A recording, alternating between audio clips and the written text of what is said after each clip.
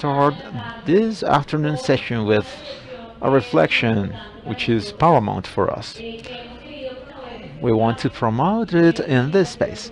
It's an invitation for the country and the people who's been working on transitional justice. This is a question. What has the Truth Commission received from other experiences in transitional justice worldwide?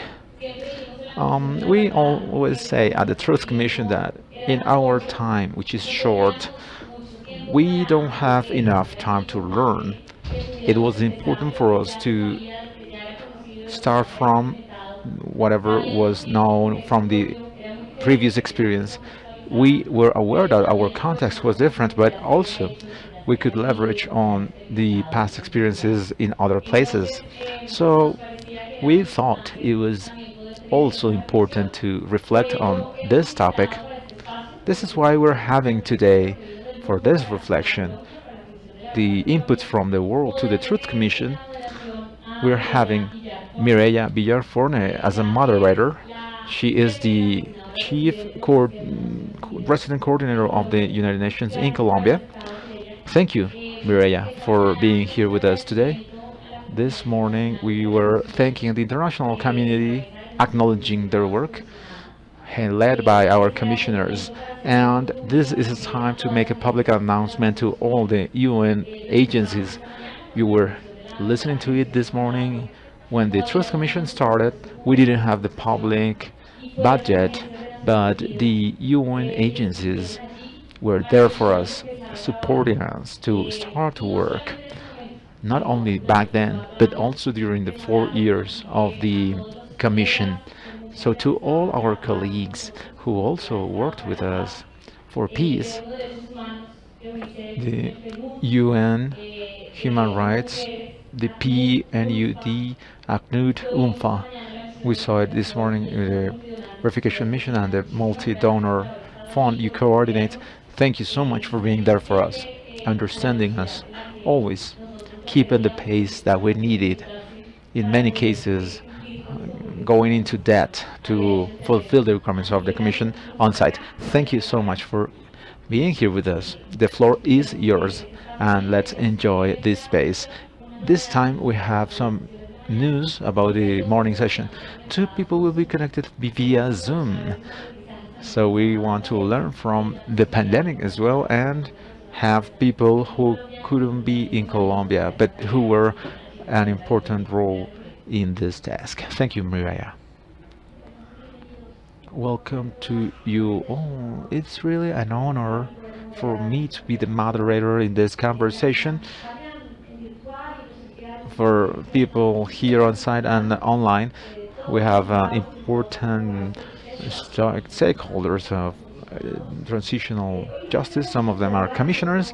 We want to talk today about the international experiences that were an input for the Commission structurally, and also talk about the good practices that were a benchmark for our Commission, but were also coming from other transitional justice processes in the world. Today we have Carlos Beristain, Commissioner. He will introduce it, and then we have a panel. We have Javier Ciurlizza, the Commissioner Miller, and virtually we have Pablo De Greiff and Priscilla Hayner. They don't need a further introduction, but I'm going to say something very short, a biographic summary, which is not enough for all the work they've done, but just for you to know. Commissioner Beristain is a physician and psychologist experienced in psychosocial care for victims. He's been the assessor for several truth commissions in different countries, coordinating the historical memory recovery in Guatemala, and especially here in Colombia. He's been working on accompanying the implementation of the psychosocial approach and listening processes, especially the listening process of those in exile. He coordinated the final report chapter, which is called Colombia Outside Colombia, the Truths About Exile. Javier Ciurlizza, I hope I got the pronunciation well. He is the director of the Ford Foundation for the Andean region. He was also the secretary for the Truth and Reconciliation Commission of Peru. He's been working in several places like Kenya, Indonesia, Liberia, supporting from Ford Foundation the Commission in Colombia with his technical and financial support, and also as an advisor for the Commission in ethical topics and as a delegate. Priscilla, who is online. Hello from Bogota. She's the co-founder of Transitional Justice Center. She directed the center work in Ghana, Sierra Leone, other places. She's well known internationally for her experience in truth commissions, transitional justice, and she's been writing extensively about it. Since 2010, she's been working in peace processes, specifically the challenge of getting peace with justice, and she supported the Commission with the design of processes for non-repetition. Pablo De Greiff is also virtually with us. Hello, Pablo. He is a former Special UN Rapporteur on the promotion of truth, justice, reparation, and non-repetition guarantees from the Advisory Committee of the International Center for Transitional Justice. He was a director of the Research and Investigation Unit. He was in charge of several projects such as development and transitional justice, relationships among them, former combatants, and also was an advisor for the Truth Commission in Colombia in non-repetition topics, as well as the work and scope of the Commission. To my right, we have Commissioner Alejandra Miller, feminist leader, economist, magister in political studies, university professor, former secretary of Cauca. You actually do a lot of work, right? Okay, and she's also working with the Pacific Women. She has been helping the Commission in the South Andean Commission. She led the listening processes, the dialogue processes within the institution, coaching the recognition objective, and she was in charge of the chapter called My Body is the Truth, which contains the experiences of women and LGBTQI plus persons in the armed conflict. Many of you know them already. They are celebrities or famous people in the country.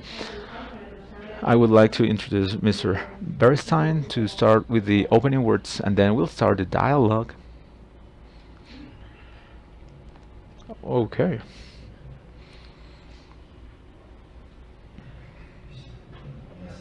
Good afternoon to you all. Hello, Pablo and Priscilla from the distance. Well, I would like to reflect on the international experience and the relationship with Colombia. We have learned from other processes that the impact of the Truth Commission depends on several factors, not only on how well it works, but also the political conditions that give rise to the creation of the Commission. The Peru experience, for example, there was a political crisis before creating the Commission.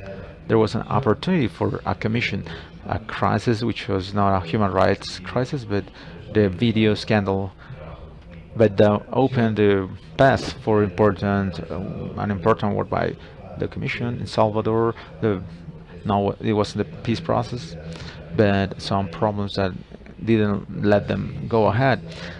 The crisis of the state devices when the apartheid in South Africa fell, and this is difference with the Colombian case.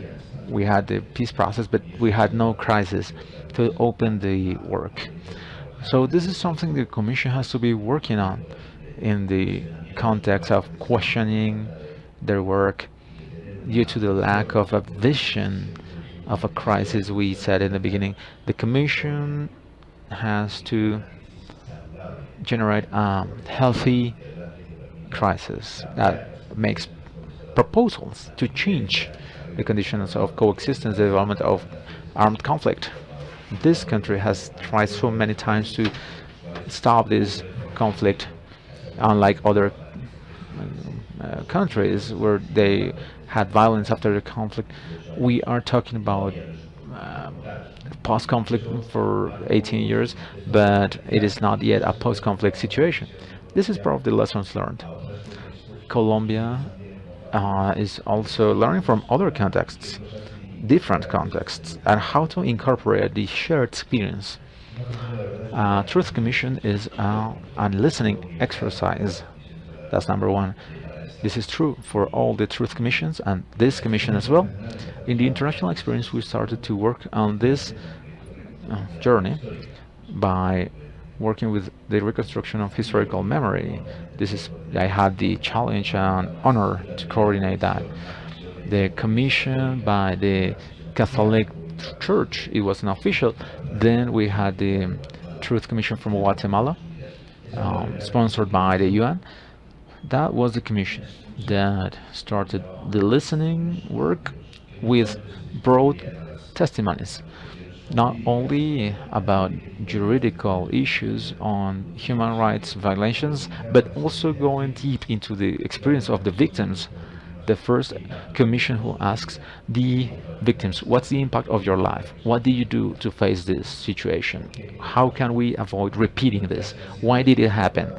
These have been incorporated, these questions, into the work of the Commission to find a truth that is not only facts, but also gathering something very important for the Truth Commission, determining responsibilities, human rights violation, but also the impacts, the consequences, and the fracture in the fabric of society.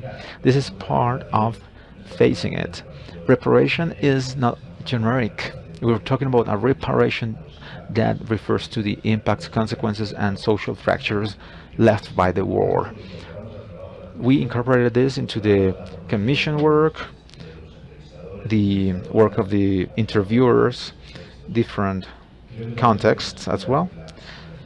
We've had the international experience that has been growing over time. The territorial presence, access to the victims, to be present in the territories, not so much the Chile and Argentina experience, but the Guatemala and Peru experience. That was important, opening houses, opening teams in different places. In Colombia, this has been taken from the international experience, the truth houses, and outside Colombia as well. We've shown this experience. It's been hard, it's been limited, in this case of Liberia and other commission, because of the deployment of the commission in more than 24 countries to raise the truth abroad. Letting the victim testimonies touch you. We're talking about an armed conflict with a national dimension, but also a regional dimension, a local dimension. Fracture occurs depending on the dynamics of the armed conflict and how it breaks the social fabric. Let's remember the attack on Nogal Club, Bohaya massacre, the persecution of the Patriotic Union. So those are important matters that have been part of the lessons learned at the Commission. Another point, which is like different commissions and public hearings. Public hearings were or started in South Africa, Truth Commission, before we had Argentina, and deeper work. Guatemala, El Salvador, it was impossible to have a public hearing. People were so afraid to be seen publicly that prevented any public hearing. In Latin America, we resumed the public hearings in Peru. They had some. In South Africa, the public hearings were in the Amnesty Committee. It was similar to the GEP within the Commission. It's like having a GEP within the Commission, the Amnesty Committee.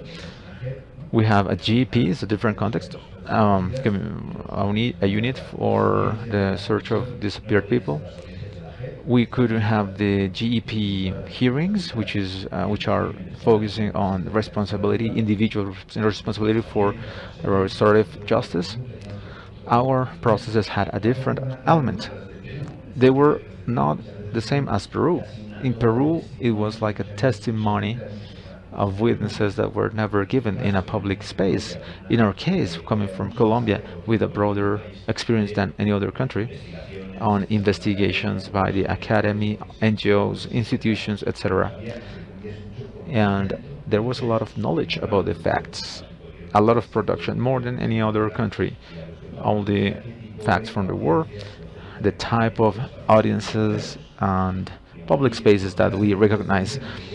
In contrast to that experience, we started some hearings, some meetings for truth, to find the truth, and to recognize the victims. From the commission to the victims, the good name of the victims that happened. We started with sexual violence victims, and then women looking for disappeared people, and then we continue with public meetings for truth.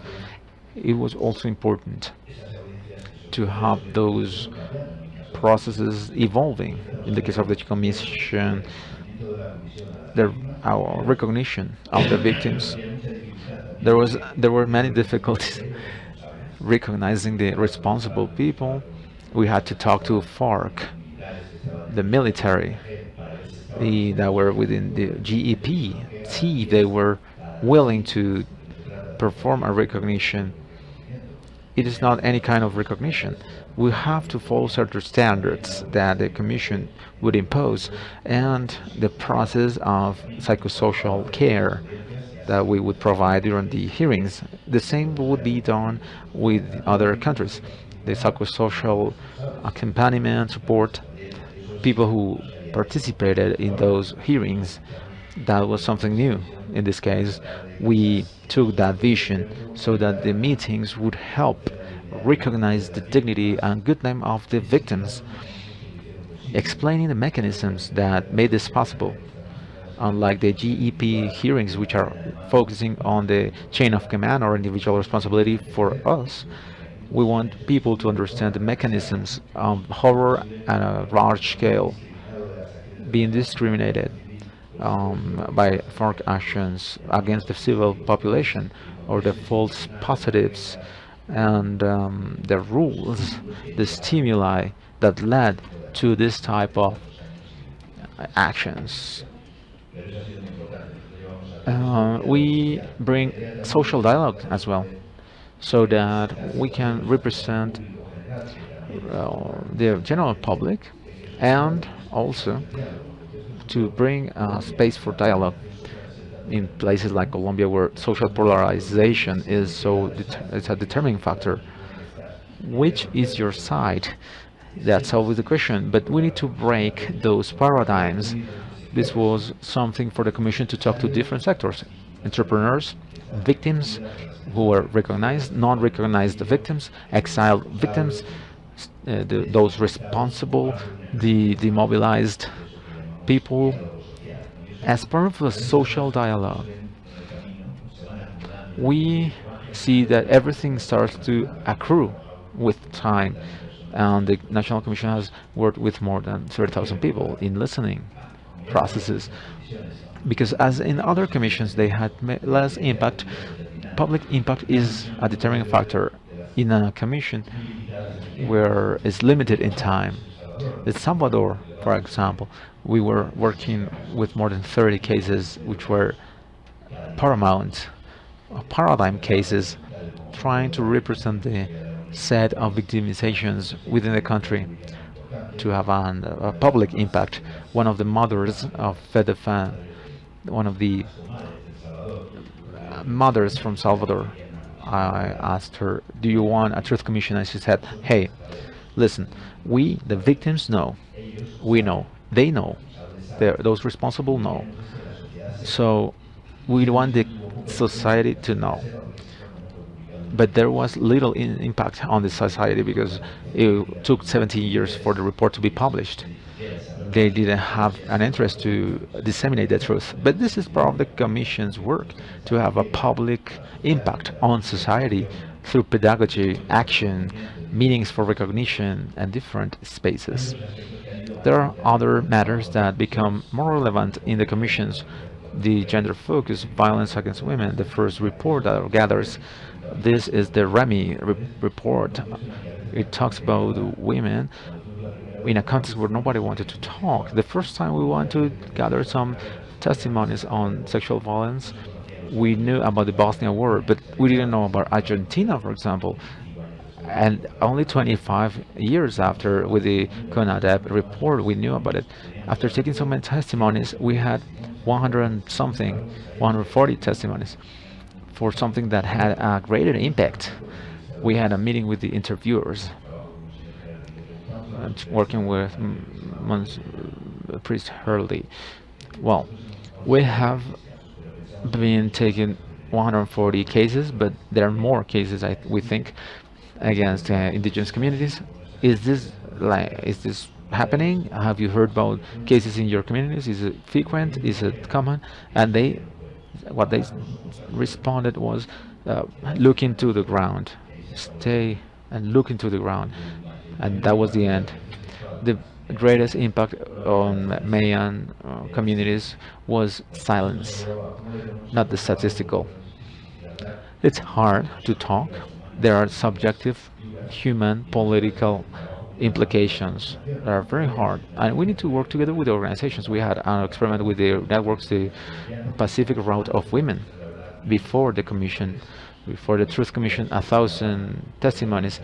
When we went to Havana, this organization took a report there and said we need a gender approach here, recognizing the women, the LGBTI community, and also the indigenous people as well. Our experience has been diverse. In the case of Guatemala, almost all the report is on indigenous community because of the high percentage of indigenous people affected. But we have to recognize the Afro-descendant and indigenous people, youth and children. In the case of youth and children in other commissions, there has been a chapter of some commissions, but they didn't develop a whole volume on the impact on children and adolescents. This is a constant impact of the war. There are other experiences internationally, at least the ones I have known firsthand. Many commissions have started from a context where almost nothing had been investigated. When we started, there were 3 or 4 publications talking about the truth.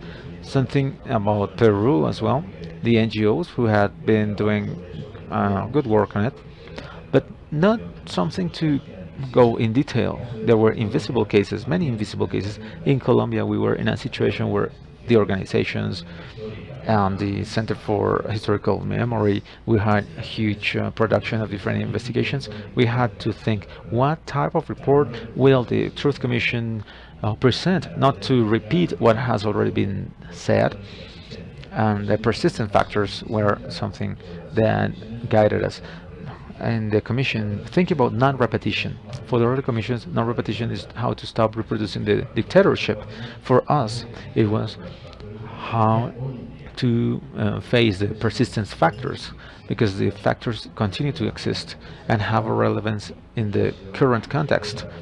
This has been key to understand how to work in a difficult context. In some countries, the victims were afraid. Several cases of African communities in Peru, in Guatemala, people didn't want to talk. They were so scared. The main problem was the silence, deep silence. That was a way of pressure and terror.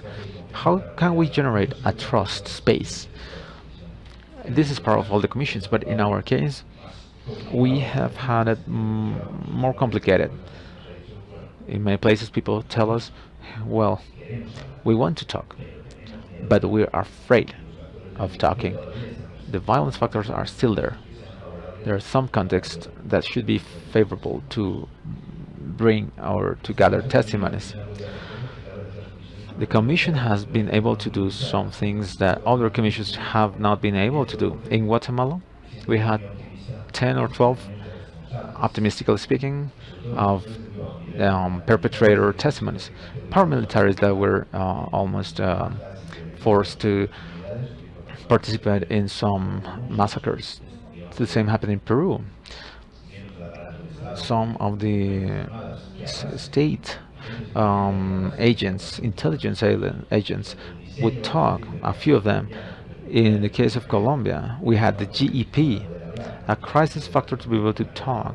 Some people would participate in the GEP, and there were some of them had committed the crimes a long time ago, and then they took advantage of the commission and the GEP to talk.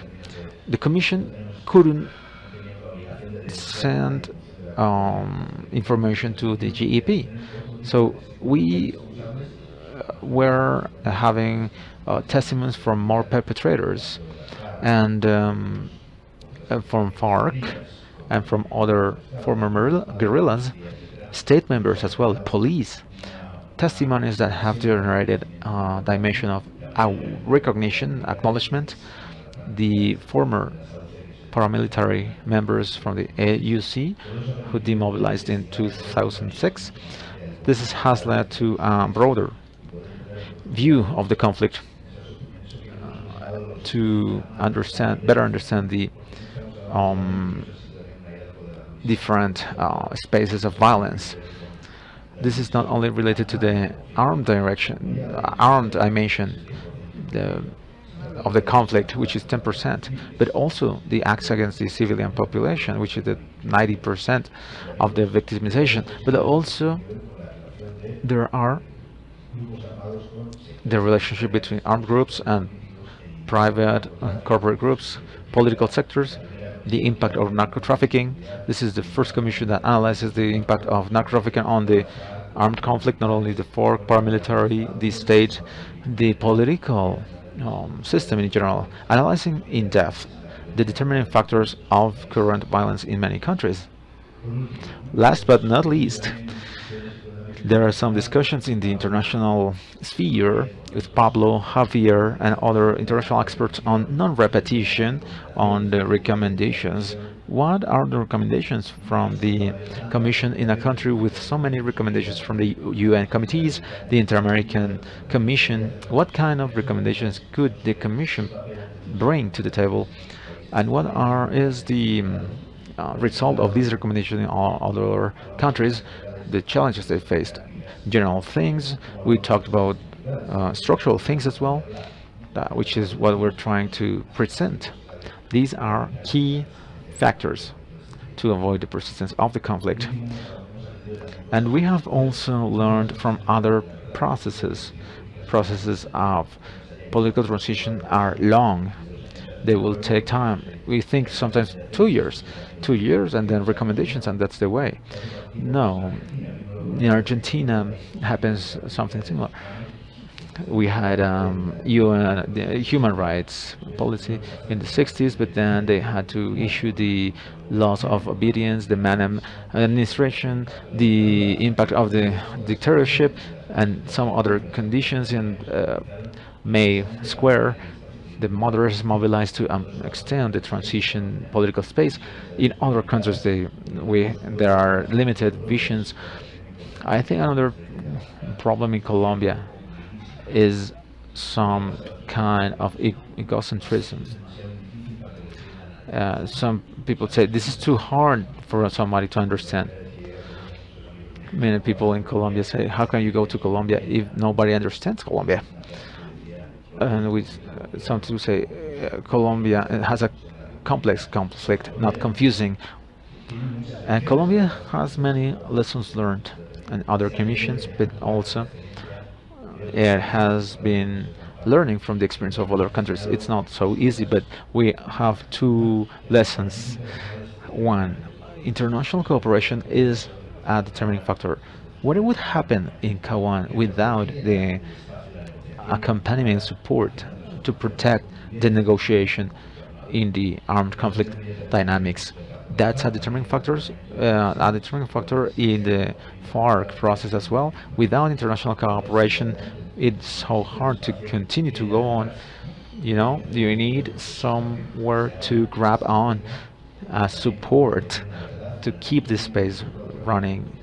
We have been working on context of denial, the fear of so many people to tell things, and this has demonstrated that this work is an effort from the Commission, not only with a territorial focus, but also partnerships with local stakeholders, different ideologies, with a focus on building peace. This is a determining factor for it, and also the accrual.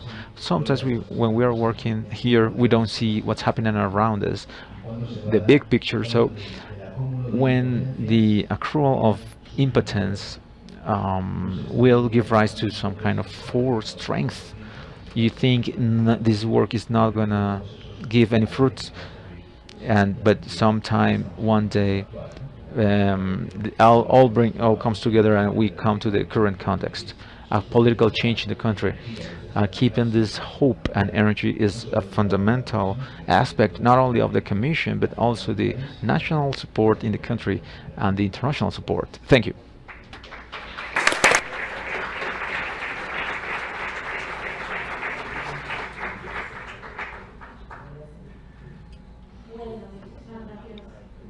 Thank you very much, Commissioner.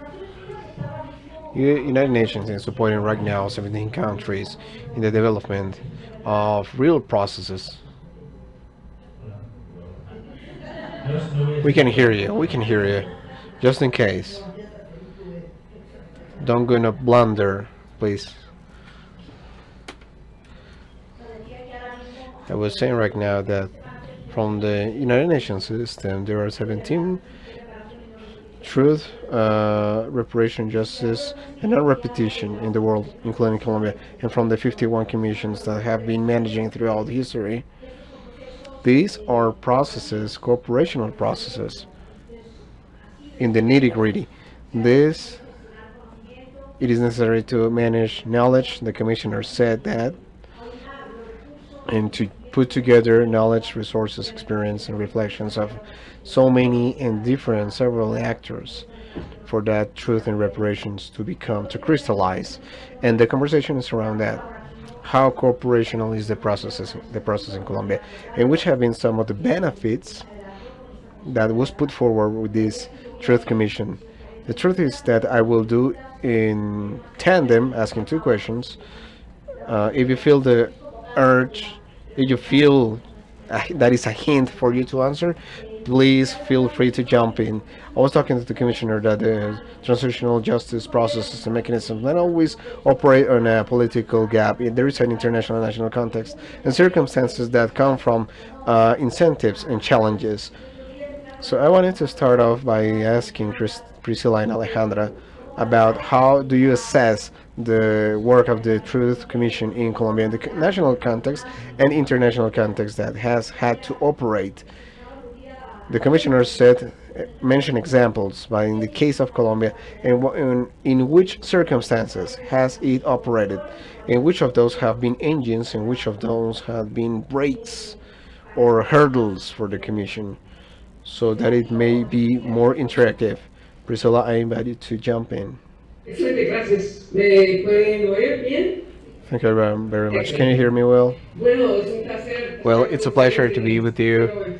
I want to start off first to say some brief opening remarks. There is a lot to talk and many questions to consider, but I was thinking about this question. What would I avoid in other countries about the experience in Colombia? What would be important to learn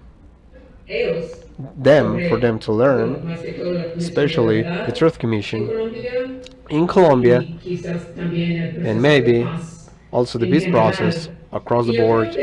I believe that Carlos talked about deployment that the Truth Commission did throughout Colombia and other countries. But I believe that this experience is more important than maybe what Carlos said. At least that's my impression. There are not that many examples where other commissions, truth commissions, have tried to take testimonies and witness from other countries, like Carlos mentioned, some cases in some other countries that personal have de la Comisión de la Verdad, pero been visited by para the llegar a Truth los Commission personnel. 34 I think países, to reach these incluyendo mis 24 países de countries, Europa including y countries in Europe, por supuesto toda la of región course, all de the América region Latina, in Latin creo que es un America, ejemplo I muy believe importante it's a very para important example otras for comisiones a other pensar en ese commissions to ejemplo, think cómo on that example, llegar how to más allá con el go trabajo de la beyond comisión. with the work Entonces, of the el commission. despliegue So the deployment, internacional es international importante, deployment, pero is very también important, but also la impresión que yo tengo the que estoy de impression that I acuerdo es have que el of this despliegue agreement is that the en los deployment, muchos centros de escucha en many Colombia hearing centers, y tantos eventos, and tantos so many viajes, events, so many trips, tanto trabajo en so el much work in territorial the de territory in Colombia, y Colombia. creo que es algo que I va, believe that que it's también va something that aún más allá. goes Y above es and un beyond, ejemplo muy importante and para it's a otros very important países example for other que están countries pensando that en la are Comisión de la thinking Verdad. on implementing a truth Eh, commission. yo diría también I el would ejemplo say also de that tener yo sé que mañana van a tener un panel sobre el tomorrow you culpable y will have a sufrimiento panel de on the monitoring murió. and surveillance Pero la committee. decisión de The incluir decision to este include this comité committee desde el comienzo, from desde the el very acuerdo de beginning, paz, y since the dar peace agreement la comisión la signature responsabilidad de and the tratar responsibility of the de commission detallar to qué va a hacer esta comisión to y decide what también this otras commission will cosas. do and Pero for how yo long. entiendo que eso I understand fueron las decisiones de la Comisión de la those Verdad were para, the conclusion of the Truth Commission el trabajo de ese for the work comité de of seguimiento that que va a empezar follow-up ahora, monitoring o committee quizás that ya will start empezado. or maybe has just Entonces, begun. eso es importante That's también. important Yo also. quería eh, hablarse María Maria, you were talking sobre el about contexto the político political y es context, más difícil and it's decir more difficult que to say that ah, que podríamos sugerir now a we los could países suggest sobre lo que something pueden hacer to other en el countries ámbito on más what they político. can Por do in the ejemplo, political muchas aspect. cosas vienen For del example, acuerdo de many paz. things Por come supuesto, from the como peace sabemos agreement, todos. Y arise el from the acuerdo peace de paz en agreement. And Colombia the es peace agreement in Colombia, muy diferente, it's muy very different. original. It's pretty El sistema unique. de justicia The transicional creo que es muy transitional importante, justice pero, system is very important. pero también el tener el But sistema also que incluye to have a system that includes las tres diferentes the instituciones different y que las tres institutions, instituciones iban a and that trabajar a la these vez, al different mismo tiempo. institutions would Entonces, work eso es simultaneously. importante This is y, important. y quizás para And concluir, porque no perhaps quiero to hablar wrap up, because I tanto want to en la extend primera too much pregunta, pero just with the first question, es importante it's important reconocer to también que acknowledge es raro, it's raro weird, tener un acuerdo de paz que it's incluye bizarre to have a una peace agreement that corte especial includes a special sobre los court crímenes de la guerra. on Eso war es muy crimes. raro. Yo creo que That's lo que ha hecho bizarre, it's different. And Colombia, what Colombia y has eso tiene done, que ver mucho and con, this has to como Carlos do, ha dicho, as Carlos said, has to do contexto with político, con la political de context, la with the role CPI, of etc. the Pero la investigation decisión, body, the la decision, posibilidad de tener the un acuerdo possibility sí to ha have an cambiado agreement as mucho such y has refleja changed a lot and reflects una circunstancia que es diferente a a special los circumstance demás países que in están comparison to other pensando countries that en are justicia transicional. somehow working Bueno, hay in mucho transitional que decir, justice. pero There's a para lot to tell, revisar por but menos, at least to paro start, con esto, si I will esto say y this, podríamos seguir and con then we otras continue with the preguntas conversation. más tarde. Gracias. Thank you. Thank you. We will resume. This deployment that was requested from outside was the fruit of the attention, I dare to say, the Security Council to have an international platform that opens the door to support the work. How do you see that, Alejandra? I would like to refer to that question. The Commission began in a polarized environment with many difficulties, political hurdles. We had the referendum. I remember the first and only visit of former President Ivan Duque. The core question that he asked the Commission was at the beginning the only one, the only question. Thank you for your correction. And when do you finish? When will you finish? So that accounts for the environment, that proves the environment and the expectation. When will you deliver the report? That was the concern and the feeling at the moment. And in addition to that, we were able to see how these 4 years, the Commission, there was a new version of the conflict growing in the country, in the territories in the southern of the country, Cauca, Nariño, Catatumbo, Chocó, those territories that were impacted the most, again, are evidencing conflict, and they have still difficult circumstances today. And that was a huge challenge because it implied to work amidst the fear, the conflict remained, and the people, to have people talk, it was difficult. So the territorial teams did a wonderful job because we were able to get the voices of the people amidst that difficulty. You must also consider the pandemic, the difficulty across the board, the benefits at the end of those lessons learned that we had with this pandemic, with the pandemic and the new technologies, and so to speak. It also hindered enormously the work. The political context that for me was very meaningful was the social explosion of the youths, of the youngsters, that which apparently was difficult and which apparently didn't have to do with the Commission because it apparently didn't have to do with armed conflict directly. It at the it end winded up it wound up, sorry, being pretty related. One of the examples was the historic stigmatization that social protest has been subject to in Colombia, and the social movements in Colombia in this context of the social explosion this that will lift in 2019 and 2021. I believe that was part of the most important things for what is the Truth Commission living today in terms of this favorable scenario. We always wonder from the beginning, what are we going to do to prepare the society to receive this report so that this report be welcomed and embraced by by society overall? And I tell the young people, you did the work for us. You helped this society to desire the change, the transformation into demand truth.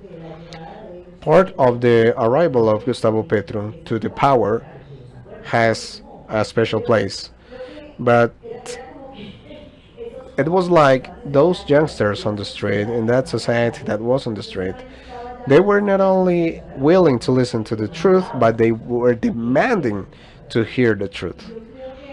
So I believe that in hindsight, it contributed a lot and it facilitated that same those youngsters, that society on the street who demanded transformation, that chose what they chose, what facilitated and created the political environment, national political environment for the Commission today to live with tranquility, with reassurance. The delivery of this report, the welcoming of the report in the country has been amazing, outstanding. Wherever we go, we have been touring the country from end to end, and the social embracement, collective welcoming of the report has been positive. And this is the result of the political scenario today, but that comes from behind and amidst those adversities that we had to work.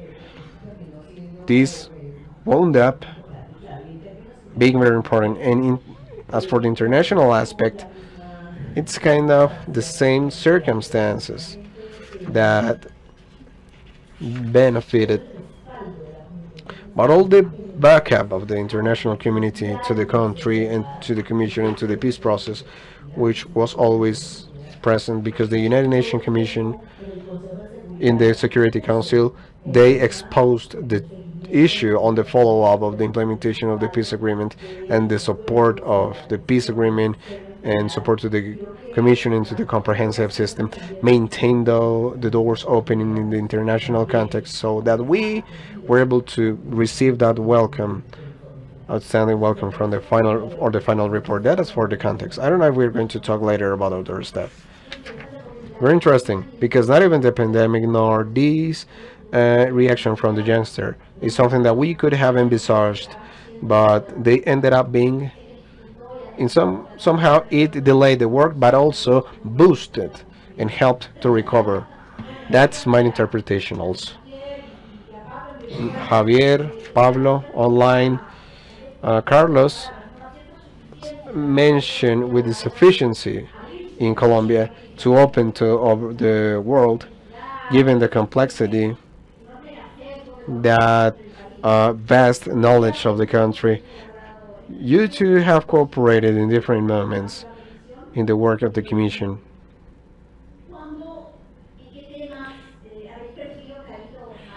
In which issues do you think there has been more willingness and where there has been a lack of interest?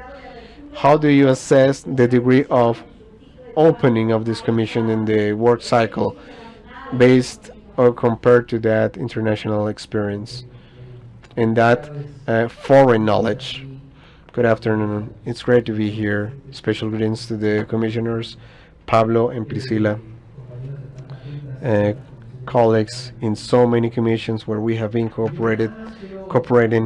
I just want to point out very briefly that the Colombian conflict, that complexity that Carlos Martín mentioned, creates special doses of ambiguity.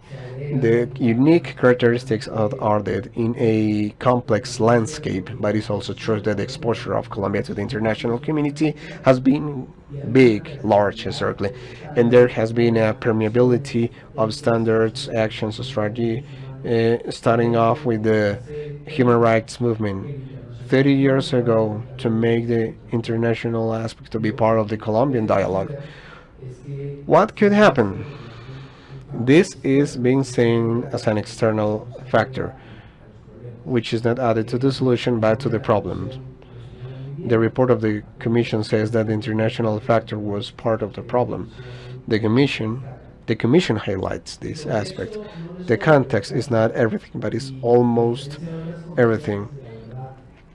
Different to other commissions, especially in Peru, the Peruvian Commission, where there is a rule that we mentioned using the economic term, the decreasing yield law. The decreasing yield law. There is a positive context, and on behalf of the truth, a social demand, a government that supports the process, an international community that acts. Those are decreasing yields because when the Commission is finishing its job, all the political actors turn pallid and ask questions like the question of President Duque when we submitted the report in the government palace on August 27th of 2023. President Toledo asked two questions. When will you finish and who is on the roster? Because in different to the Commission in Colombia, the Peruvian one called the accountable people, and cases were transmitted to the prosecutors, to the judicial power, to the ordinary system. But that created a discussion on political interest to see what was the political enemy that would fall in the hands of the Truth Commission and would move on, would be investigated and prosecuted. The Truth Commission in Colombia enjoys a peculiar benefit. It has an increasing yields or benefits from the conversations that we have had in the first waves when nobody knew what to do with this mandate, with this command, and where to start. There was a lot of uncertainty. They undertook a task. And Colombians, I believe that Colombians have difficult situation and they like to do things even more difficult. And on those shoulders of giant people and those exercises of historical recollection and documentation, which is part of the social sciences in Colombia and in Latin America, that uncertainty became more complex because there were many centrifugal or twirling forces different on how to approach the ethnicity, how to understand the state responsibility, how to understand the findings of the jurisdiction with the GEP. The peace agreement is a literary piece, difficult to understand. Even when it is a wonderful roadmap, it is difficult at the same time. So these growing yields or increasing yields had to do with a political context determined by the social protest of 2019. I felt a tripping point. I felt that it was a tripping point. You have one rocket and then you launch the second rocket, and it gains boost. Social protest gave momentum and legitimacy. It had at the beginning, but it strengthened enormously later in Colombia. It was not the same. And the pandemic Colombian, with these limitations, huge limitations that you had, that the Commission had, and in spite of that, the great advantage of being the first Commission with the technology, 21st century technology, I believe that helped that outcome. When I heard yesterday that we will continue the recommendation of the Truth Commission without condition, with the words, quoting the words of the President Petro, we turn paling of envy because of our fragility. But there are important conclusions also that are part of any Truth Commission faces in the long term. The post Truth Commission. There are things that the Truth Commission can help to unleash and others that don't. Political processes will continue in the Truth Commission, will be a fact, an important fact, but in a long term. And in the case of my country, Peru, even though there was undeniable progress in the recognition of victims, on changing the fundamental narrative of this conquering ideology of Fujimori, the anti-terrorist ideology of Fujimori in the conceptualization from the victims. That was the biggest achievement. The great failure of Peru is that the Commission didn't have incidence in the legitimacy of the political system and the deconnection between the exercise of telling the truth and the responsibility of political people have. Political policy in Peru is not just a disaster, but we have had setbacks to dark times, huge instability. We lost the narrative in relation to the politicians, and the political representation was lost for the youngsters who used to go to the street to social protest. And this treasure now in Colombia in the hands of the Truth Commission, and through this report, must be elaborated with the politicians and with those that will do policies beyond the work of the social organizations, NGOs. If this doesn't permeate the representation system, if this doesn't create the condition for a political reform, those that you mentioned in the report, those that are mentioned in the peace agreement, maybe the achievements will be fleeting. But if this must permeate the politics, this is the great challenge ahead of us. I will stop here to continue the conversation. Thank you, Javier. Pablo, you were engaged, deeply engaged, in the initial stage of the work of the Commission. Let me know if it is not correct in terms of mandate, the working lines. Did they give you the space? Did they allow you to work in the first place? Thank you very much. I want to thank you, of course, the commissioners, and I believe that today it's a day of celebration, to celebrate success more than any other thing. The commission was able to finish a very complex task in the context that, as my colleagues have said, it's not been easy at all. It has We have had to face unique difficulties. I want to clarify. I consider that my role, advising role in the Commission, was very marginal.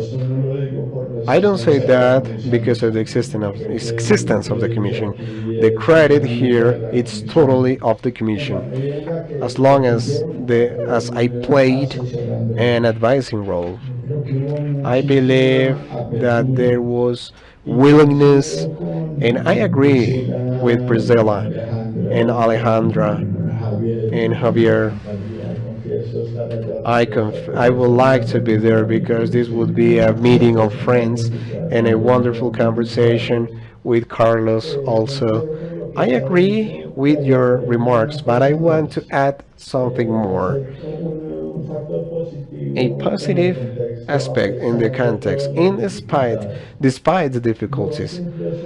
I have always argued that the mere fact of including in the public agenda discussions about transitional justice automatically has the capacity to coordinate or disassemble certain groups and social transformations.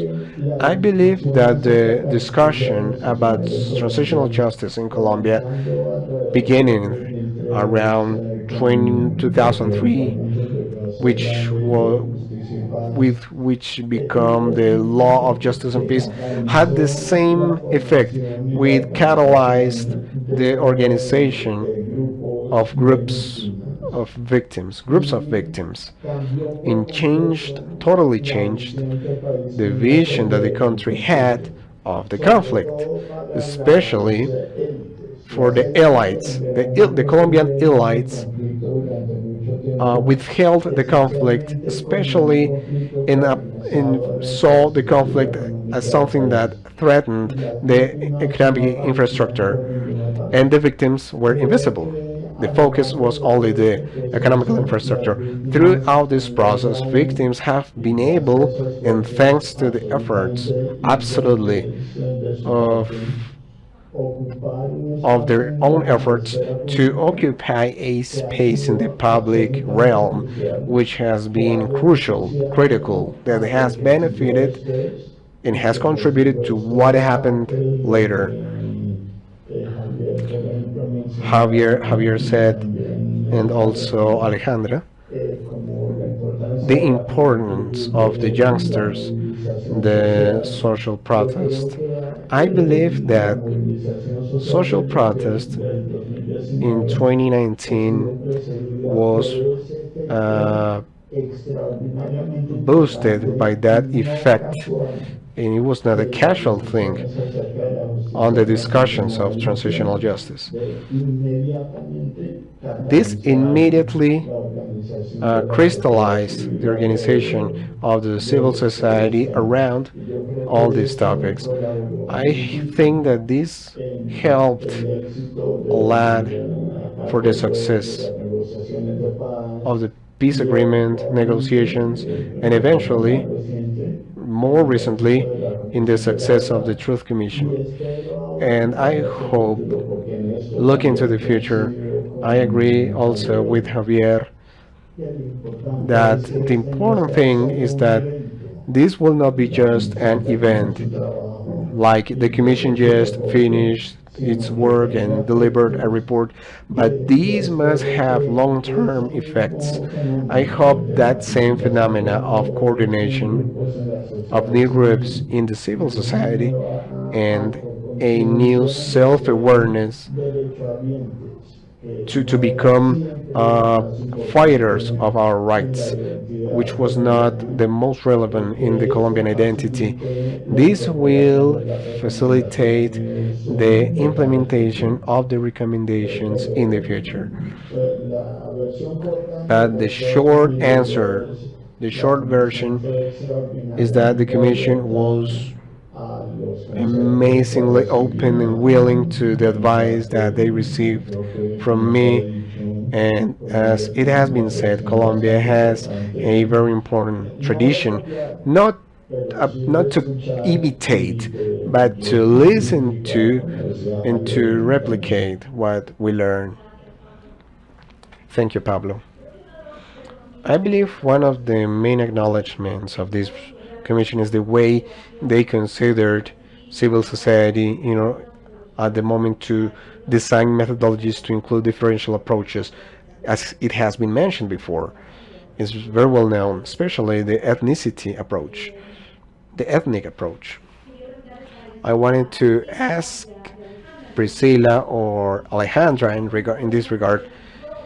This issue received inputs and experiences from other parts of the world. I understand that based on other topics, this work was above and beyond, but there were some lessons learned that were incorporated and crafted to a maximum expression. Before moving to the approaches, I would like to share an added value in these elements that I believe it's noteworthy, more complex. The Commission, I remember very well, one of the councils of Pablo, we proposed not only to tell what happened, but to have progress in some explanations on as for why, and that could become a hurdle because you start to have interpretations. And Pablo, in one meeting, yes, but don't worry that much. That's very difficult. Just tell what happened, and that will be a completed task. And a good part of the report is that we were able collectively, this is like a soccer team, 11 members, to be able to provide explanations, solid, rigorous explanations, but the facts speak by themselves for what it is stated in the reports. That is an added value of the Commission. We have chapters that tell the experience of people, like the facts of truth of what happened, but also chapters that are deep self-explanatory. The historic narrative, for example, Javier, is focused on political accountability. This war was not just a war between the armed apparatus. We are surprised how all these presidents that came to the Truth Commission, where we were talking about accountability, it is like if they were ruling Switzerland. It was complicated. So the chapter of historical narrative focuses on those political explanations and the accountability of the political regime, and that explanation aspect is an important progress of the Commission in the territorial chapter. Also, there are many of them. And as for the differential approaches, I believe that that's an added value of the Commission. We worked, for example, with the ethnical approach, gender approach, children approach, adolescent approach, the territorial approach, and we addressed, not in the depth that we would have loved, but what happened with the elderly and disabled people. In these four ones, ethnical, territorial, children, adolescents, and gender, we had an important depth. We had input from other commissions, for example, the ethnical approach. I know that Patricia, who was the commissioner, and Hayner, who came later, they were in Canada listening to the experience of the outcome of the Truth Commission in Canada that was focused there with the indigenous peoples. In the case of women and LGBTQI plus communities, there are women. We have an important contribution from the Truth Commission and from a member of the Peruvian Truth Commission. She said, take advantage that you have included this from the decree, from the beginning, because our experience, she said, that happened over the time. And in the report, they concluded, we need to talk about this, but they didn't involve the methodology, the questions from the beginning. So I believe that that was very important because partially the possibility to have all the information that we had from day one, the decree said that we had to constitute a gender working group. in methodology, instruments, tools, questions. We have proposed some questions. What are we going to ask women? What are we going to ask to LGBTQI plus community? And an added value, the Truth Commission from Ecuador said that there is a sub-chapter related to LGBTQI plus people in Ecuador. What happened? Why did it happen? Recommendation, etc. That is a step forward in the Truth Commissions that I believe that could be replicated, but very briefly. For instance, we focused on that differential approach. This had to have to guarantee participation. Those are the voices. If we don't ensure that at least half of witnesses that we collected came from women, women voices would not be considered. So we had to push in the territories to document, to the people in charge of documenting, to keep in mind the need to have the voices, to record the voices of women. That was very important. And secondly, the cross-cutting aspect, the streamlining aspect. We knew that streamlining was not necessary. So in research, when we were doing the research questions on drug trafficking, all the considerations in the mandate, we said, what about women, LGBTQI plus community? Those are issues on the mandate. So the cross-cutting aspect helped us a lot.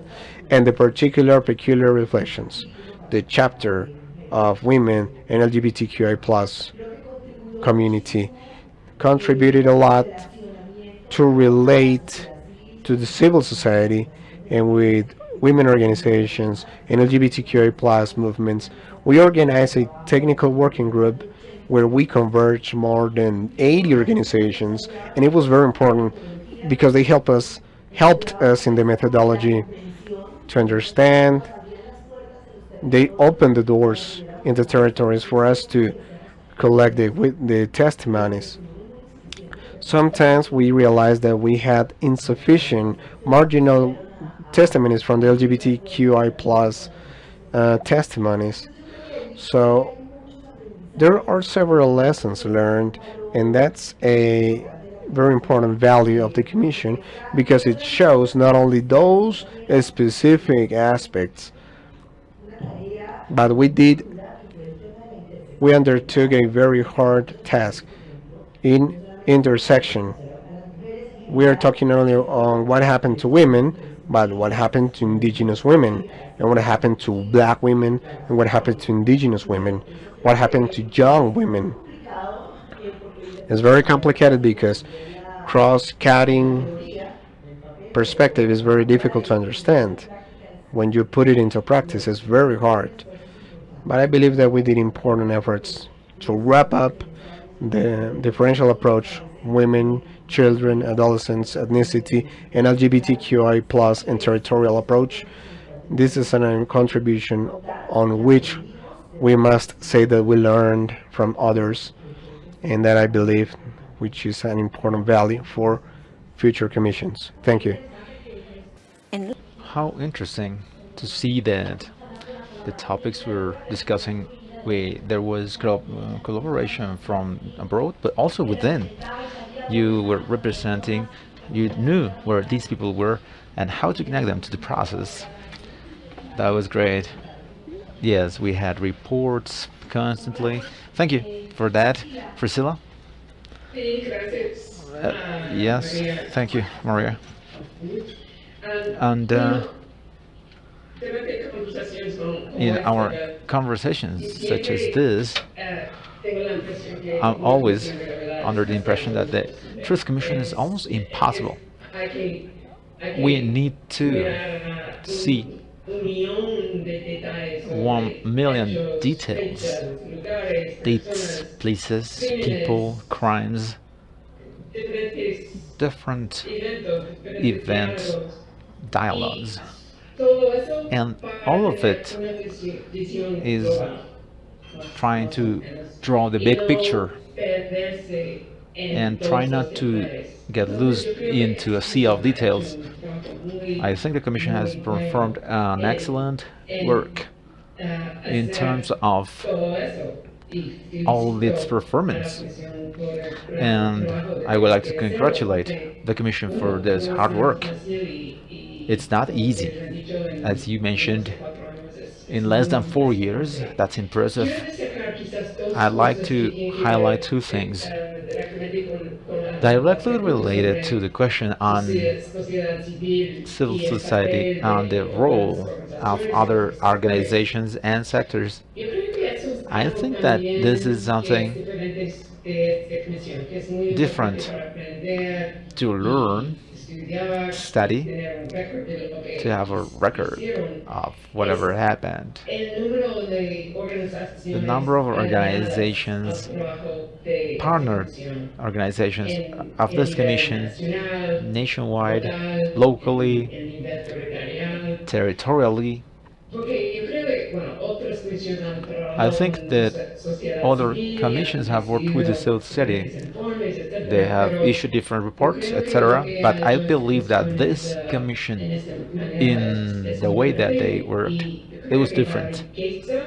And the wealth and the profound report reflects these relations and everything that has been in this topic for decades, and people who have been working for decades.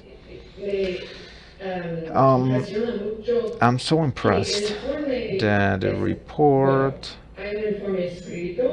there is a written report, that's right. There's much more. There are videos, audios, websites, different means to present information. It's amazing and also impossible to understand all the material available there, as Javier was mentioning in several meetings. I think this commission has been working and they had the opportunity to do something that other commissions didn't have in technological levels, but also the power and the desire to do it. That's something so impressive. All of this because I know time is running out, but I think this is so paramount for the world to know the work of this commission. I believe there is a limit to the other efforts, issues in other countries in Spanish language that will not reach the non-Spanish speaking countries that don't understand the process and how much wealth there is. The Commission efforts are so impressive.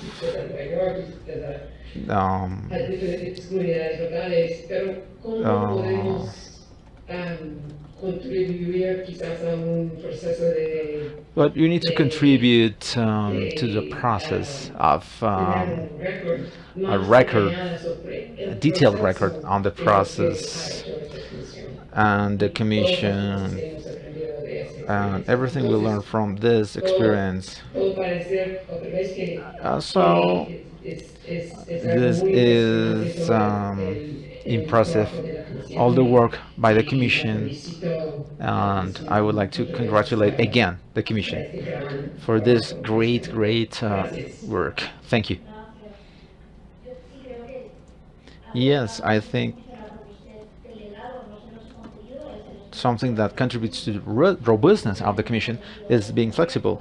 But we might have had perfect content, but we need to reach everyone, the audience. And I know there many people are working to translate this into English for the rest of the world. And when Carlos was talking about the context, the structure of the Commission, but we also look for universal elements. I don't know if they're common denominators, but they are needed elements. The focusing on the victims, hearing, listening, the communication elements. I would like to ask Pablo and Javier, what are, in your opinion, in your experience, the elements, some of them, the elements that, regardless of time and space, should be present and could be part of the success for a truth commission. Well, they don't exist. I learned that from Priscilla. There is not a golden standard for a truth commission. There are guidelines and some recommendations, that are afterwards. They come afterwards. This is not a standard, but there are some ideas that are cross-cutting through all the commissions. And in the Truth Commission of Colombia, you can see it that they are replicated 3 or 4. One, the analysis of ideologies, the ideologies behind war and violence that generally try to challenge the excluding narrative of the war, which is eliminating the adversary and the use of language as well. I think that this report is wonderfully explaining the series of categories, generic categories, under which the conflict actors, illegal actors, terrorist groups, guerrillas, whatever you want to call them, and this punishment without conditions, which is the ethical perspective of this commission on this totalitarian ideologies, whichever their origin may be. This has been cross-cutting to all commissions. A second aspect would be impunity. Conflict, war, its extension, its scope, everything that it meant for Colombians, it wouldn't have been possible without impunity. Impunity is not only a consequence, it is a cause of violence. The Commission states this despite the Commission not being able to attribute individual responsibilities, which is a complicated exercise. How much is this related to the legal regulations and reforms? This is an open question that the GEP will partially respond, but there is still an ongoing discussion. A third aspect related to the first aspect, a call for humanization or a call for humanity. It brings us back to the all reports of the Truth Commission applying international humanitarian law, the discussion in Central America and other countries. But it is specifically relating Colombia to this tradition, maybe, or history of humanitarian agreements or covenants, humanitarian corridors, a series of nouns with the adjective humanitarian that have existed in Colombia. International humanitarian law plays a specific and important role. I think Guatemala and Peru commissions, Carlos Martín, I was telling him, the drafting of this report is magnificent when they say we need to go from memories, from defensive memories to inclusive truth. I think this is a wonderful sentence that summarizes the purpose, political purpose of a truth commission. In the Peruvian commission, our topic was we need to recreate the narrative of victory within a reconciliation narrative. On this historical milestone, the Mayan people has to be one of the main victims acknowledged the genocide in Colombia, and this confirms the complexity of Colombian formulas, going from defensive memory to inclusive truth. This is a powerful speech. The recommendations, I have some buts, I have some points to improve, but I think the ethical chapter will bring us closer to the inclusive truth. It's not about how many indigenous people died. For example, in the case of the Peruvian commission, that was an important finding. 75% of the victims were Quechua native speakers. But in Colombia, it was also related to territorial rights, management of the territory, something that is very Colombian, a lesson learned, which is territorial peace, which has been very important in the civil society. These are universal topics, but in Colombia, they are taking new meaning. There's an important message in Latin America, as we were talking with Carlos Martin, The next important case of transitional justice is going to be Mexico, some way or another. Something's coming from Mexico, which is undergoing a complex violent situation. And all these topics, starting by territorial peace, is a lesson that the Mexicans can apply and learn. Thank you, Javier. Pablo. Thank you.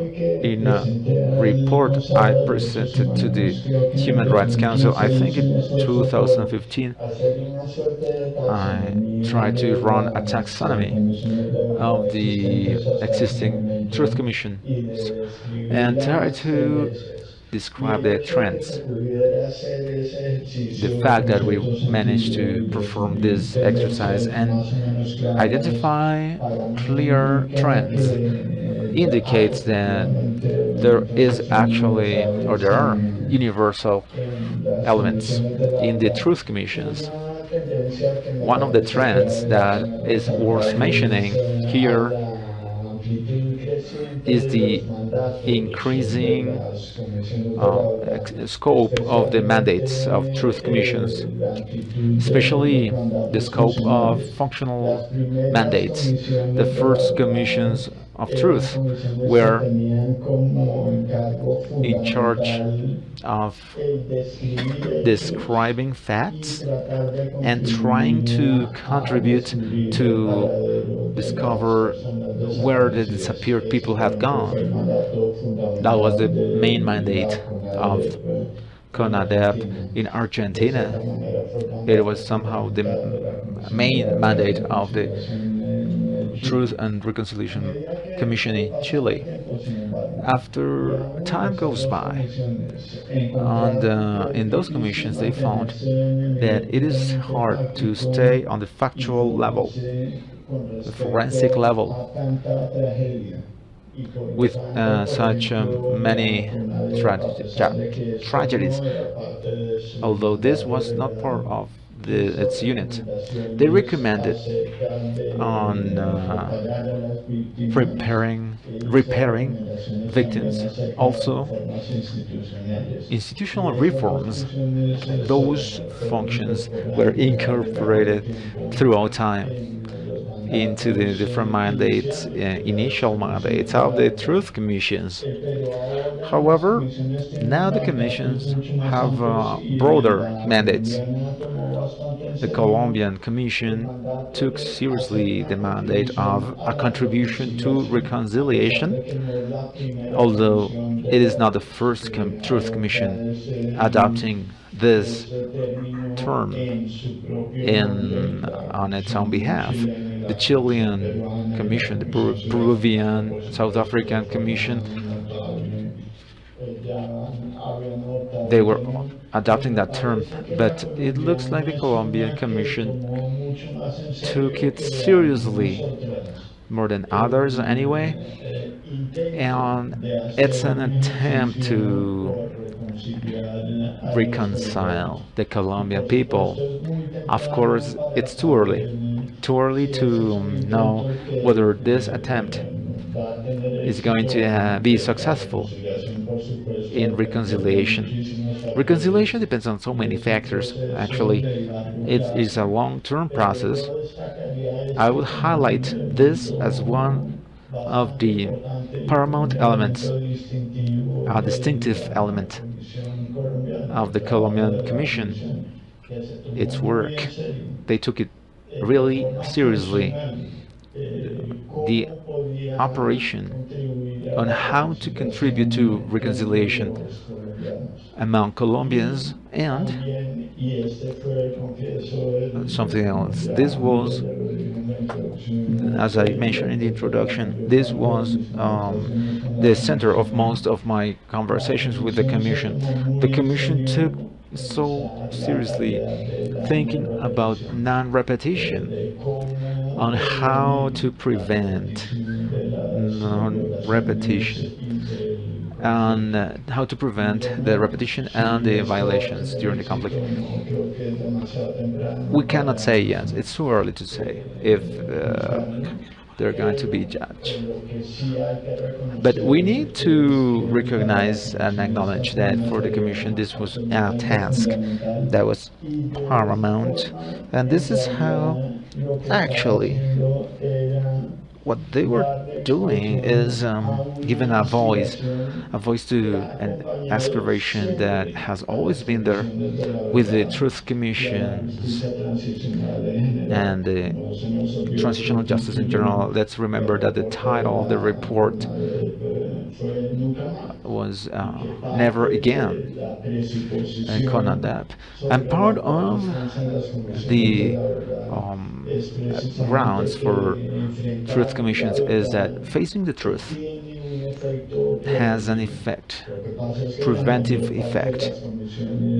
But most of the commissions stay in that stage, in the forensic description, as if it were enough to prevent. But the Colombian Truth Commission went beyond the call of duty, and I think they are worth studying in detail, especially if the contribution is so successful as we all hope it'll be. Excellent. Well, we're reaching the end of this panel. On a last round, 1 minute from each panelist. I know this is hard to answer, but if you guys had to choose one lesson learned to date, we know that the impact of this commission has a lot to do, but one lesson learned from Colombia to the world up to this date on this process, what would it be, in your opinion? Okay, let's start over there. Who's ready? Javier? Okay, not only one, anyone. Well, taking into account the Commission particular situation and the peace agreement, I think that in the Commission, as for the future, understanding the truth from the territories, this is it. The synthesis achieved by the report, not having 32 reports, you know, because the centrifuge in Colombia is hard. Each reality, you know, there are egocentrisms in every region, and each process has a particular circumstances. The connecting thread is solid, preserving the regional truths, which are also important. This connection is so hard to reach, and I think that's the main action I would highlight from this report. Thank you, Alejandra. I think that differential approaches are actually an important contribution. However, something I would like to highlight is that this was not a closure commission for the conflict. This is a particular aspect, and it brings us to ask ourselves, why is it in Colombia that war is going on and on and on? We have persistence factors of the armed conflict. These are findings that respond to that huge question. And I think that we have an important clue here, a hint, how to make findings to be in line with the persistent factors of non-repetition, which is part of the important progress of the Commission. Not only a legacy, but also, you know, a legacy for the future, but in a country that's still suffering violence. Well, yeah, the findings are not looking back only, they are looking into the future. A truth commission between the past and the future. Priscilla. I think my point is related to Javier's, and my view on the Commission's work is profound work locally in the entire country. In connection to this, the participation of the local organizations and the Commission, that was, in my opinion, a process that was pretty rich compared to other commissions. I would highlight that aspect. Thank you. Pablo, I believe that um, uh, I would mention the effort of the Commission for a contribution to overcome segmentation, brutal segmentation in a country that is historically used to be racist, elitist, divided by different sectors. And I think my point is in line with what we have discussed so far, that is related to the Commission effort to overcome those problems, those factors, the race factors, gender factors, regional factors, and also class factors. If they manage it, well, they would be extraordinary. Undoubtedly, one of the short-term challenges is to keep this legacy and bring it to the world. In Colombia and the world, we want the Colombian society to understand, to use the information, the reflection for reconciliation as we were talking. I would like to highlight that we have been partner of the UN to this time, and we're totally committed to continue with our work. Right now, through the multi-donor fund, we are supporting the work of 17 civil organizations that are giving a voice to the report. Beyond that, it's a commitment that goes beyond into peace. That's what we want to reach. So thank you so much to all the panel members. Thank you to all the people involved in the commission. Now we have a couple minutes, so some words from Jean-Paul Legrat, one of the thinkers of peace processes. He's going to talk about the meaning of the Truth Commission for Peace Building in Colombia. Mireia, Javier, Pablo, and Priscilla, thank you so much for your time, for being here with us. We understand that you are also part of the legacy, and Priscilla, Pablo, Javier, and all the UN system. Alejandro, thank you for your experience.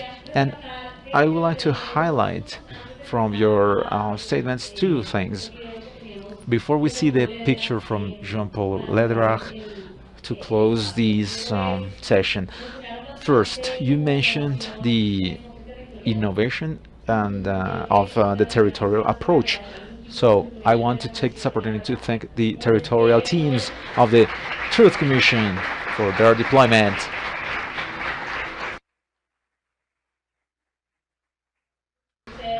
You have seen us all around the country in those huge events you've seen, you've witnessed.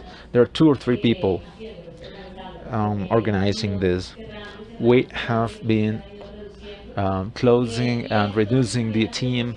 This has been possible because of 2 factors. We are not alone. 3 people with many allies in the territory who are there with us, but also the commitment to help us financially for having a territorial presence. Not only 11 academics sitting at Bogota, but also the voices in the territories supported by the funding of the international community, the experience of the international community, knowledge of the actors in territories. So something that you see as a new factor, well, this is also possible because of the commitment with the commission that you have made. Second, we would like to say that the Truth Commission and the International Commissioner Carlos Beristain, thank you, Carlos, because all Colombians, this is our country, and we want our country to thrive, and you, Carlos, adopted this country. Thank you so much.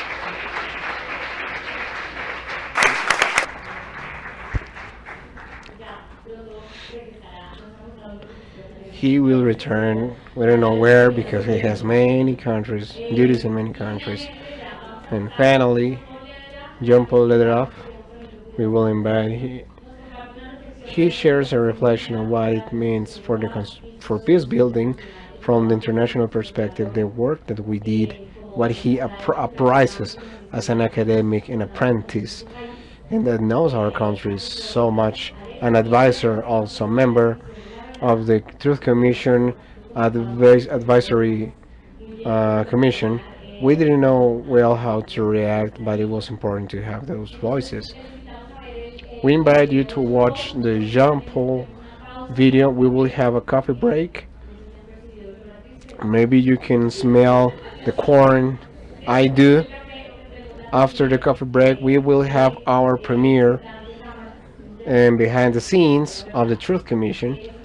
We invite you, those who are on the back, to move forward. And it's a pleasure again to have you all here.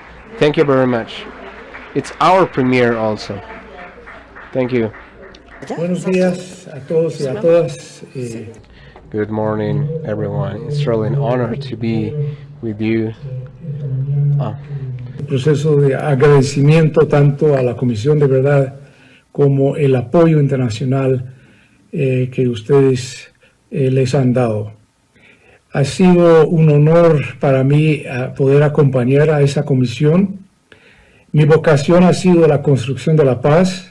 Siempre en esas 4 décadas, muchas de ellas en Colombia, y notaba el paralelo que existe entre construir la paz y la búsqueda de la verdad, porque tienen que afrontar unos retos muy concretos, sobre todo el reto de saber escuchar. Pero el desafío principal de la comisión fue cómo escuchar a todo un país.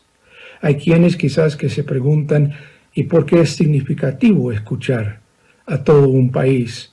Pues los 60 años de guerra nos indican que no hay camino para construir el futuro si uno no presta atención a lo que ha sufrido y lo que conlleva de trauma la población de un país. El paralelo tiene que ver con preguntas claves.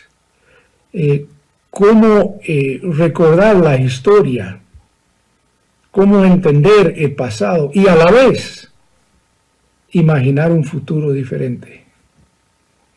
Cómo exactamente buscar la manera que lo que han hecho como una labor importante de construcción de paz y de búsqueda de verdad a nivel local puede tener puente con lo que pasa a nivel nacional. Es decir, cómo reducir la distancia entre lo vivido local y lo que pasa a nivel político nacional. O la tercera pregunta que casi siempre está, ¿cuáles son las condiciones que permitan respetar la pluralidad de un país y a la vez nutrir el diálogo no violento? Es decir, cómo sostener la convivencia sin violencia. Esto que fue el mandato principal de reconocer y de esclarecer de la comisión. Y de su experiencia van saliendo pistas importantes de aprendizajes de cómo escuchar a un país.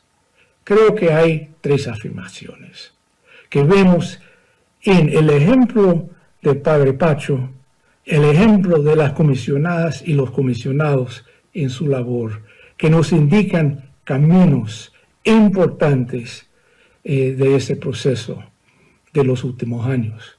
Primero, cuando nos acercamos a la cuestión ¿por qué es significativo escuchar? Lo primero que va saliendo es que la escucha profunda es la única cosa que puede crear puente entre conocer y reconocer. Sabemos lo que ha pasado, pero no siempre lo reconocemos de forma legítima, pública y colectiva. La diferencia entre conocer y reconocer es que reconocer brinda la dignidad cuando indica y actúa de forma abierta, colectiva y con toda la validez pública y logra decir a las víctimas, les vemos, no son invisibles, asentimos su sufrimiento, reconocemos lo que nos ha contado de su vivido y no fue humano ni justo lo que le pasó. La dignidad se expresa por hacer visible y reconocido lo vivido. Segundo, la segunda pista que vemos de esa comisión, la escucha transformadora, es la que escoge acercarse y quedarse con tiempo, lo que los amigos y amigas de alta montaña de Montes de María siempre me han dicho que es la paz sin prisa, la escucha sin prisa, donde uno tiene toda la posibilidad de sentir la autenticidad de las personas que escuchan y de que se siente en ese momento la cercanía humana que logra palpar lo que San Benito siempre dijo que era la capacidad de inclinar el oído del corazón. Ese tipo de escucha, la que se acerca y pasa tiempo con las comunidades sufridas, es la única forma de escucha que ayuda a crear la empatía colectiva. La única que reduce la distancia entre lo local y lo nacional. Y es ahí donde hemos visto la labor de esa comisión, con sus casas de verdad, con sus miles y miles de entrevistas, con los viajes que hicieron en todo el territorio, por no decir todo el mundo, en los países donde hay exiliados, por los encuentros que facilitaron entre víctimas y victimarios. La cercanía, donde van de mano reconocimiento y responsabilidad, crea el enlace indispensable de humanizar el legado del conflicto. Y finalmente, la última pista que vemos, mientras pensamos que el diálogo se trata de hablar y conversar, la plataforma que sostiene el diálogo en el tiempo siempre vuelve a ser la calidad de escucha experimentada. Como decían hace muchos años en las comunidades de Medio Magdalena, su compromiso primero siempre fue: entenderemos a los que no nos entienden. Y eso en un contexto donde tenían que enfrentarse con grupos armados. La primera regla de diálogo sostenido no es escuchar para encontrar debilidades en el argumento de otro, sino es escucharle para entender lo que ha vivido. En el fondo, la escucha profunda, paciente, disciplinada, es la base que crea y sostiene la convivencia sin violencia. Y estas tres calidades, en esos años de la Comisión de Verdad en Colombia, acercarse, visibilizar y escuchar para entender, ofrecen el camino de rehumanizar la conflictividad y fortalecer la base duradera de la búsqueda de la verdad y la imaginación moral necesaria para construir la paz. Por eso, tanto Colombia como la comunidad internacional podemos afirmar que somos profundamente agradecidos y agradecidas a la Comisión y las muchas personas que han apoyado su esfuerzo. Muchas gracias.